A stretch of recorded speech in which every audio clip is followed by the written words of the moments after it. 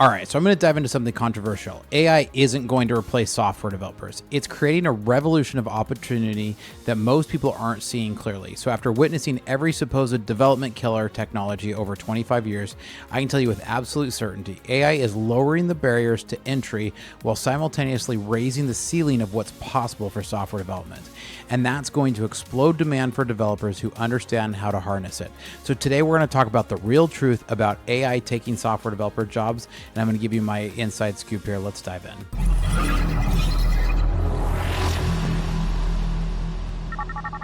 Welcome to Startup Pack. I'm Spencer Thomason. Here at Startup Pack, we love to train software developers in our licensed coding boot camps and build custom software solutions for companies.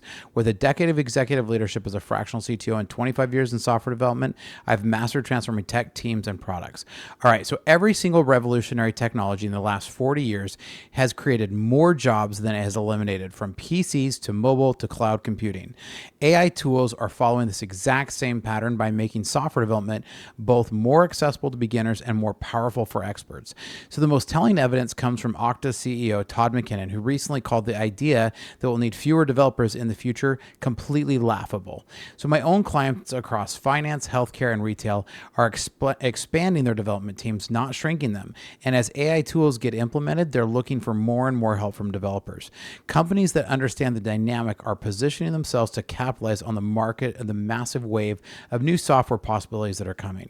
So I've never seen a technology with more potential to multiply developer impact while creating new job categories. So I want to go over this report with you guys here. So let me get this screen switched over. So I want to go over this article here. AI is tearing apart companies, survey finds. So how employees and C-suite review select areas of AI adoption in their company. So let's review this here, because 47% of the employees feel that AI is well controlled and highly strategic, whereas 73% of executives, right? Then 45% think their company has been successful in adopting AI over the last 12 months, where 75% of executives show this. 57% said their company has an AI strategy. 89% of executives believe they were. 33% believe their company has a high level of AI literacy, where 64% of executives. So why the discrepancy, right? Why the difference here? AI adoption in the workplace deepened divisions and sparking new power struggles between leaders and workers, with half of executives saying that AI is tearing their company apart. So the bigger picture here is executives are pushing AI as an inevitable revolution, but workers aren't buying it.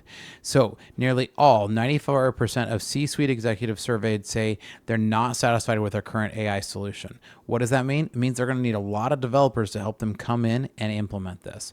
72% of C-suite leaders say their company was faced with at least one challenge in adopting AI. I'm sure it was a lot more than one. 71% of these leaders complain that AI applications are being created in a silo. That sounds so dangerous. Maybe like vibe coding of one developer and then saying, hey, look, it's done. 59% of executives say that they're actively looking for a new job with a company that's more innovative with generative AI. So among the employees, that number is only 35%. So this was a pretty decent sized survey, right? 800 C-suite executive and 800 employees, right? So even those C-suite leaders who believe their AI integration is proceeding smoothly are handing down policies and tools to a workforce that is more frustrated than they are. Less than half of employees versus 75% of the C-suites think their company's AI rollout has been successful. Now, I'm just telling you that this is really gearing up for a bunch of contention between C-suites, and this just goes to show you that the hype that you're getting at the C-suite level is very different than what the employees are feeling. A fascinating article just really shows this up, right? Now, these disconnects happen because executives push AI as an inevitable revolution, while the workers aren't buying it. So I've personally watched teams struggle with leadership treats AI as a magic solution rather than as a tool requiring skilled operators. So a respected developer I know who's been tracking AI impact points out that after 2 years of doom and prediction, we're still not in a post-developer era, right? So it's already been 2 years since the very first meme that I got that said, hey, you're going to be out of work. And I'm like, oh yeah, really? Like, great. And so far, I'm seeing more development, not less. So the reality is that every successful AI implementation has skilled human developers that are as the critical ingredient. So let's check out this other article from the Register because I think this one's also really telling. LLM providers are on the cusp of an extinction phase as CapEx reality bites, right? Only the strong will survive. So the basic synopsis here is that adoption right now is the important thing. Speed, adoption in the market, there is extinction coming. The market will not be able to support this number of model providers that are currently have been here, right? Now, you see a lot of this coming because we see more and more money getting dumped in to building these, and they're getting and so it says adoption right now is the most important thing. Speed, adoption being in the market. There's an extinction coming. The market will not be able to support this number of model providers. Sorry, we just read the same thing. But from the capital expenditure requirements through to revenue, the cloud makers only bear 3, and you expect the same with Gen AI model developers. Now, generative AI is not coming, and it's a myth, right? AI services are set for the most rapid growth in the market, climbing from 10 billion to 28 billion in this year, right? A 163% increase. Now, what we're starting to see here is we're starting to see that these executives are waking up, and they're seeing that it's not producing anything yet, right? This $644 billion that's being estimated in 2025, even as LM providers, we're going to start to see these really start to drop off. And we're going to see the investors start to say, hey, where's the ROI on this? See, everybody wanted to get in because there was FOMO that they were going to miss out on Gen AI. But as we see that generative AI, true generative AI, isn't going to become a reality, even with this much money being thrown at it, you're already seeing the market shift where you see things like OpenAI starting to shift toward agent build and away from OpenAI. You see Microsoft, moving away from it. Just recently has now said it's not going to go into 6 different data center jobs it was going to, right? So AI generated code often is going to contain subtle bugs, security vulnerabilities, and even references to packages that don't even exist. Recent research found that 5% of package suggestions from commercial AI models didn't even exist, and 25% were just completely hallucinated. So I can tell you that from fixing mysterious AI-generated bugs, that it often takes longer than just clean code from scratch. Developers who succeed with AI are those who are verifying everything and understand what's happening under the hood. Some companies have discovered that AI-generated systems work in isolation but fail catastrophically when they try to integrate into multiple systems. This integration challenge ensures that experienced developers who understand system architecture will remain essential even as AI handles routine code. Now, for AI tools, what we're seeing here that's so important is this lowers the barrier of entry while simultaneously raising the ceiling of what's possible. So this is really important to understand because we now are being able to plug in and build AI agents to do things we couldn't do before. But who are the ones that really know how to use these? It's developers. You aren't seeing the general mass start to adopt these yet, nor are you seeing them build AI agents. I know your social media feeds full of people who are like, well, all you do is this, this, and this.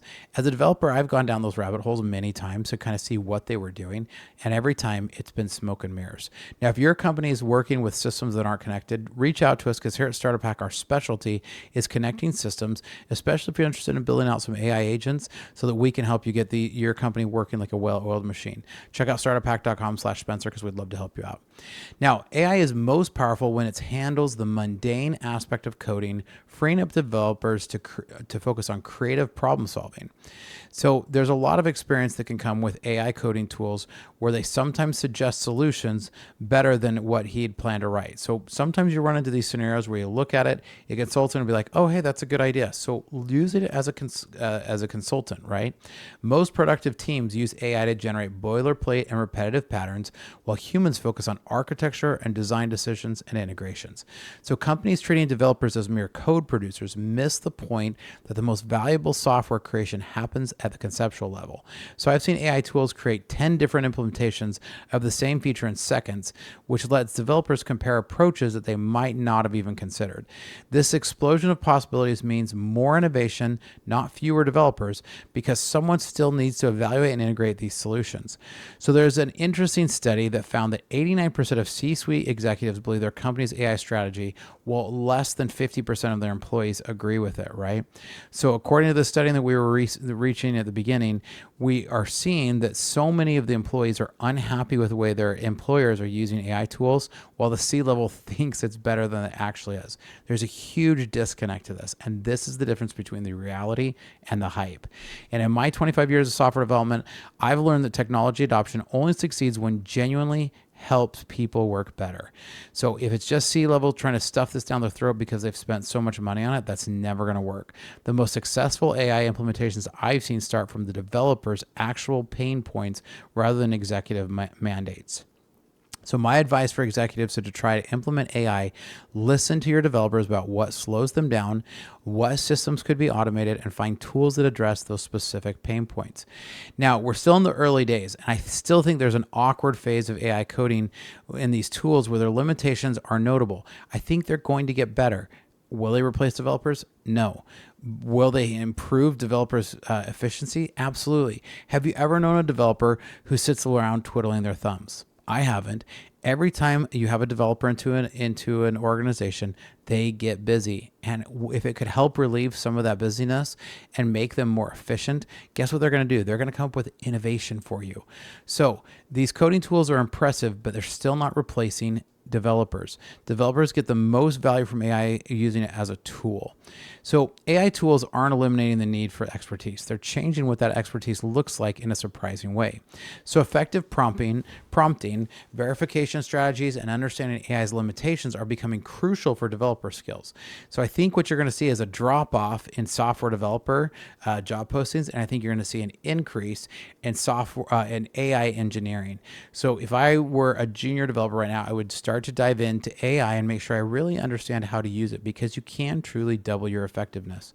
Today's most valuable developers aren't those who code the fastest, but those who can effectively harness AI to solve complex problems. So I'm seeing a growing gap between developers who embrace AI as a tool versus those who either avoid it or rely too heavily on it, right? Both ends of the spectrum are bad. We want to be in the middle where we can use it as a good consultant to make us better as developers. Now, we're seeing a shift in the market. We're seeing it shift away from AGI. You see Microsoft, running away from OpenAI right now. Definitely see Microsoft has recently just announced they're not going to build out 6 new data centers they were going to build out. This is a shift. Sam Altman, who was talking all about AI replacing developers and all that kind of stuff, is now saying his goal is to make developers more productive. Now, he's saying 5 to 10x. I don't see that. Right now it's about 25%, maybe a 0.25% better. I would love to see it even become 50 to 75% more. So we want to, but I like where this shift is heading, because I think this is now a more natural and real use of AI than what we were hearing over the last 2 years. So in my 25 years of software development and running and 10 years of running teams, I've never once heard a CEO say, we have too many features, let's build fewer things next year. Instead, I think this productivity revolution is going to unleash a torrent of new software possibilities that previously were too expensive or time consuming to pursue. I have people ask me all the time, is it possible to do this? My answer is always the same. Give me a keyboard, I'll take it to the moon. You can absolutely do anything with amount of developers, amount of time, amount of resources. But the question is there enough of those? And there never is. So I think we're going to see an increase of productivity and some cooler things come out of this. Companies are discovering that AI-enhanced developers can tackle projects that would have required entire teams in the past. So I do think that what we're seeing is you're not going to see it replace developers, because you still have the integration challenge, right? How do you put these systems together? AI can maybe write a chunk of code, or maybe it could even write you one application, but what happens when that application needs to be updated, or it needs to be integrated into a system, or it needs to be, heaven forbid, a bug fixed? This is where AI is really going to fall down. So I really think the path forward is that we have the skills needed to thrive as a developer, and that we're shifting from syntax memorization to system thinking and effective AI collaboration. Traditional coding boot camps that only teach syntax are going to miss this. And that's why Startup Hack is a really good coding boot camp. We teach hands-on experience, and by the time you're done with our coding boot camp, you have an active set of built together applications. And then Here in our consulting firm, we're trying to hire as many of these as we can out of the coding bootcamp to put them to work so that you get real world experience. So what's becoming invaluable are developers who understand system thinking, business domain, and how to leverage AI effectively. Unfortunately, I see too many junior developers that are using AI as a crutch. This will be bad. They've got to learn how to use the systems correctly. They've got to learn what the code's doing. So I've never been more excited about the opportunities in front of us. Over the next 5 to 10 years, we're going to see an explosion of developer jobs that combine human creativity and judgment with some AI power behind it. So if your company has systems that aren't connected, let us help you out. Here at Startup Hack, our specialty is connecting systems or helping you build out AI agents so that your company can work like a well-oiled machine. Check out startuphack.com/Spencer. We can help you out. Now, what are your thoughts? Do you agree? Do you disagree? I'd love to have a great discussion here. And so reach out, leave a comment down below. I answer all of them personally. And here's some great information about some of our consulting services because we'd love to help out your company today. Hi, my name is Spencer Thomason, and I'm a fractional CTO. With over a decade of executive leadership and a solid 25 years in software development, I've mastered the art of transforming technology teams and products. So what is a fractional CTO? This is where you can contract someone like myself to come into your organization and get the benefits of a seasoned CTO without having to employ me full time. In today's fast-paced world, efficiency, security, and product scaling aren't just goals, they're necessities. My passion is building impactful products and enhancing organizational efficiencies through technology. From startups to small businesses, my approach leverages lean methodologies to not just meet but exceed your strategic goals. Whether it's through executive mentoring, cloud system architecture, or launching a minimum viable product swiftly, my aim is to make a significant impact right from the start.